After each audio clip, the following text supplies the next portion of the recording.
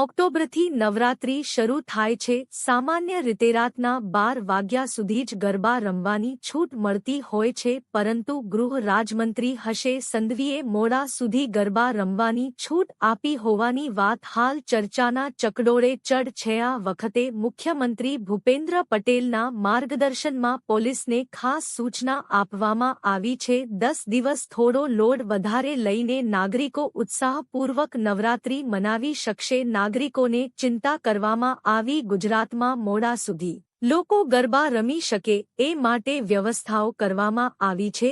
આ વખત પણ વિવિધ જિલ્લા કલેક્ટર તેમજ પોલીસ કમિશનર જાહેરનામા બહાર પાડ્યું છે। જેમ નવરાત્રી પર કયા નિયમોનું પાલન કરવાનું રહેશે એનો ઉલ્લેખ છે। આ જાહેરનામામાં ફર્સ્ટ લખ્યું છે કે રાત્રે 12 વાગ્યા પછી સ્પીકર પર ગરબા નહીં રમી શકાય। જો આ નિયમનું ઉલ્લંઘન હશે તો પોલીસ કાયદેસર રીતે કાર્યવાહી કરી શકે।